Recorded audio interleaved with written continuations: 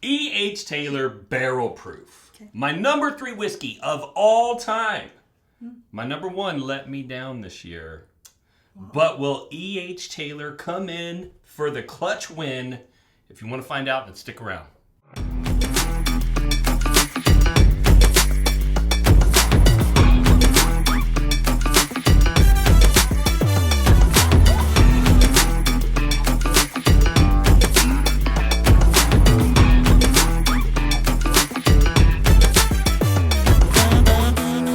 Pretty girl, before we get started, we have to say a special thank you to this show's sponsor. Goody Goody Liquor provided this bottle. And if you don't know, Goody Goody is your Texas-based neighborhood liquor store that has all your beverage needs covered. They have all your favorite everyday whiskey, single barrels, and the occasional allocated item, plus thousands more items for you to choose from. They have an enormous selection of spirits outside of bourbon, wines from all over the world, and beer for every palate, plus the ingredients for any cocktail you can think of. You can pick up your favorites or discover new things with help from their knowledgeable staff. Goody Goody has many convenient locations, and their size allows them to pass some savings on to you. So on average, when you shop at Goody Goody, you pay less. Ask about becoming a Bottle Club member for exclusive access to allocated items and discounts on everyday purchases. So you should visit a Goody Goody store today or check out goodygoody.com. Whoop. Whoop. Okay. That's an Aggie thing for those of you at home. Again, we'll wait over the Christmas holiday, and my Aggie ring is not fitting so well right now. So, yeah. So for those of you who've been noticing, that may be why I don't have the ring on. I don't know. All right, little backstory. E.H. Taylor. It is my number 3 whiskey, as I mentioned in the intro, of all time. And Colonel E.H. Taylor was very instrumental in pushing through the Bottle and Bond Act, which was the first consumer protection law in the United States. And it had to do with whiskey because whiskey has always been an integral part of the history of the U.S. We funded most of our wars with it. We fought some of our first civil actions against our government because of it. And it is a very important thing. And they decided that they were going to create the Bottle and Bond rules to make sure that consumers knew that they were getting a good, solid product. Side note, he was also mortal enemies with George T. Stagg. Wow. And so, do you remember going to Castle and Key? Yes. What'd you think about that distillery? Oh, it's beautiful. Beautiful place, right? It's one of my favorite places. And pretty ostentatious, right? Mm-hmm. Like middle of Kentucky. Oh, yeah. Freaking castle. Like over the top. Over the top, like, built in the late 1800s. He did that. That's beautiful. Yeah, that was his brainchild. He was a spendthrift, so if you were his business partner, it was not fun because he would get a wild idea and spend copious amounts of money on it, and then maybe not have enough to finish the rest of the project, have to flee to Europe for a little bit to avoid debtor's prison, and then come back later and take over the world. So that's our guy, E.H. Taylor.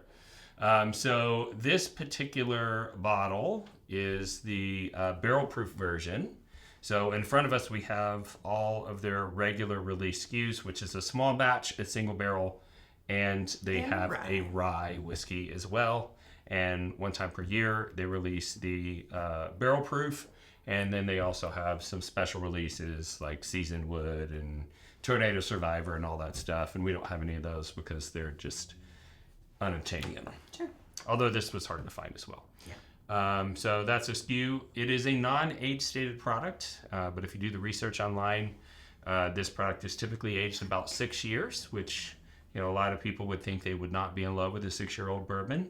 But depending on barrel selection and how much exposure to temperature change, you get a lot of development of flavors at that age, and you still retain a lot of that fruit component. So very delicious. It is a barrel proof, so every year is different, but this year is 131.1 proof. SRP for this product is normally $79.99 in our market. The size is still 750 ml. And what do you say that we nose this bad boy?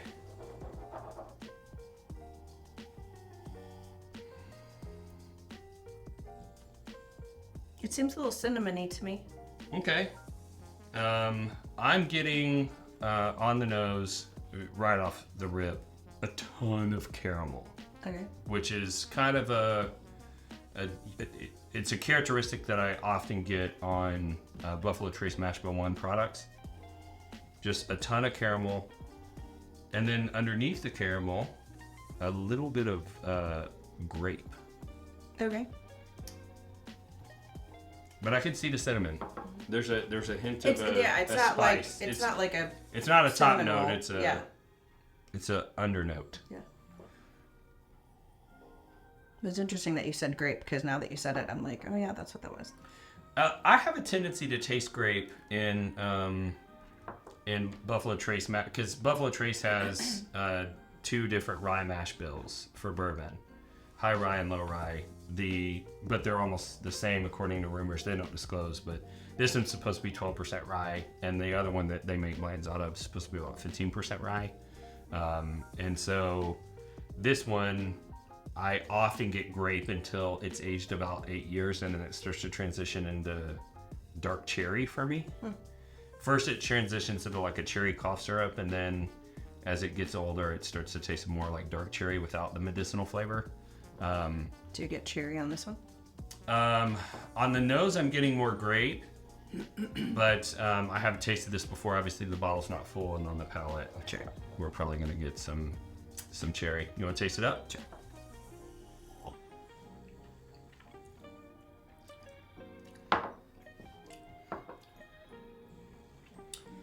Heaven in a glass. Did you see SLB Drinks did Prideful Goat 8-year? I'm not sure I saw. Okay, well, I think maybe you were getting to it. Yeah, and I was like, tell me when they get to it, and then you did. Yeah, so Trenton said, remember when SpongeBob like floats down out of heaven and he's like playing a harp or something? That's what he was experiencing when he tasted the Prideful Goat 8-year. That's what I'm experiencing with this E.H. Taylor. Oh. It is, I don't know, angels singing in my mouth.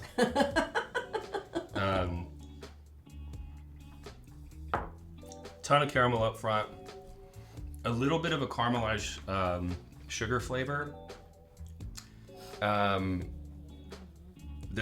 is more caramel than toffee, and then I get kind of a mixed, like it's almost like multiple fruits that I'm tasting. I taste the grape, but I get a little bit of cherry on the palate. How about you? There's a weird thing.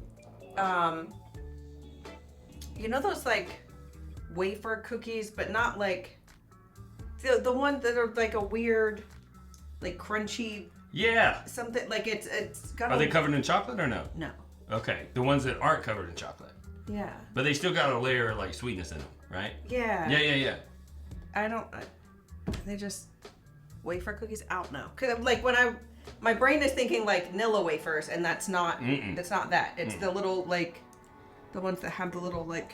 Crisscross on. Yeah. I know what you're talking about. Anyway. So you're tasting some of that? Like there's like a weird, like not like a sugar cookie or like it's not like super the wafer sweet cups. like my Angels Envy rye that I love so much. Right. Not that kind of cookie. No, I get it.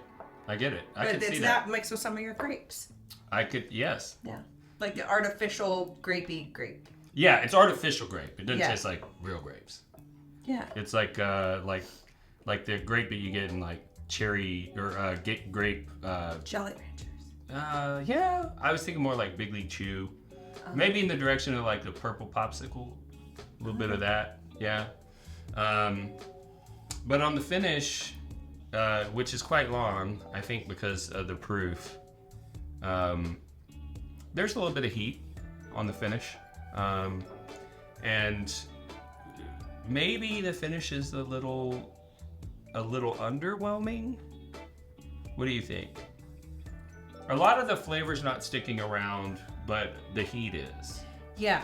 Like I'm still like, I can always tell when I've had a warm whiskey because I'm. But I'm not a huge finish guy.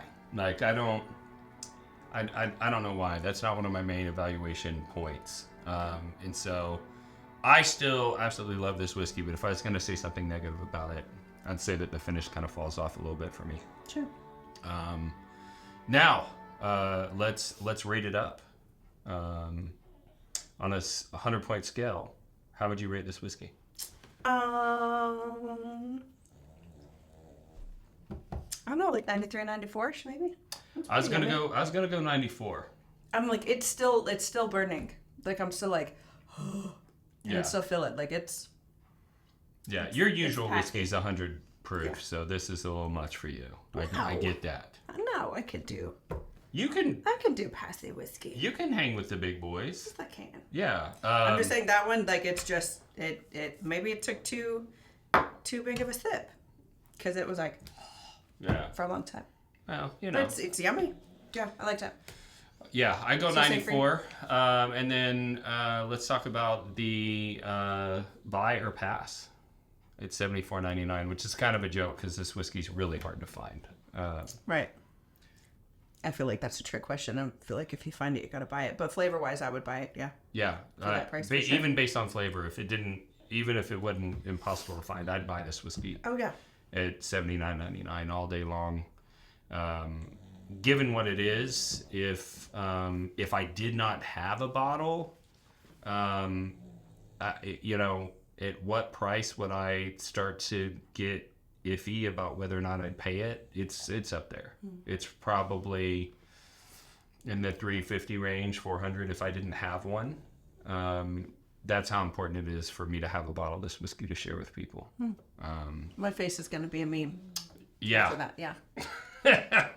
Please don't. She's not always involved in all of the purchases. Yeah, the purchases. Not, yeah. So, all right. So let's give some whiskey away. Yep.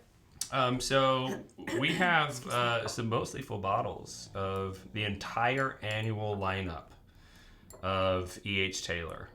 What do you say we give out 3 sample packs? Shut up. 3 sample packs. We should do it. 3 1-ounce sample packs. E.H. Taylor, small batch, single barrel, barrel proof, and the rye. To enter to win, all you have to do is like this video, subscribe to the channel, ring the bell so that you are notified of future giveaways in future content pieces. And most importantly, you do have to fill out the link that is in the video description below. We will run a randomizer, post it publicly, reach out to the winner, and we will ship you your samples absolutely for free. 3 separate winners this week. And tell them how they can support the channel, pretty girl. All the ways. Well, you already said subscribe, ring the bell, all of those things. Share the videos with your friends, but we also have a Patreon. So we've got Patreon supporters with all kinds of really cool levels of fun things that we do. It's not just a donation, people. No. It's there experiences. It's reciprocating. We've got some really awesome experiences coming up. We announced privately on our monthly virtual bottle share, which you're more than welcome to join and jump on. What our next distillery takeover is going to be. Those are super fun. Those are super fun. We've got one coming up this weekend. Sad that I'm not going. We're going to Watershed, doing a single barrel there. Patreon dinner. Was speaking with the chef earlier today to pick the menu. Shut up. Very exciting stuff. So we got that, and of course you worked on a thing. An easy little website for all of our things. All of our things. She makes the websites for everything. It's Shopify, so I'm not a coder, but our house is our whole house is turned into a merch store. Our guest room has a commercial fulfillment center. Yeah. So we have every nook and cranny. We do the Prideful Goat, some would say whiskey, but to support us, you can check out bourbonrealtalk.com. And we made merch for whiskey people. It was made by whiskey people. So you're gonna get over there. I sourced it. I found it. I made all the things. Another way to support the channel would be to consider hiring me as your residential real estate agent, because this channel's been subsidized by my real estate business since its inception, and I operate in the Dallas and Houston metro areas, and I give epic closing gifts. And you have an epic transaction coordinator. And she is back to doing my transaction coordination. All the things. And so that is all we have for the people today. We always end every episode the same way, and that's this. If you woke up this morning and you're unsure whether or not anyone loved you, just know that we love you we'll see you next time on Bourbon Real Talk. Cheers.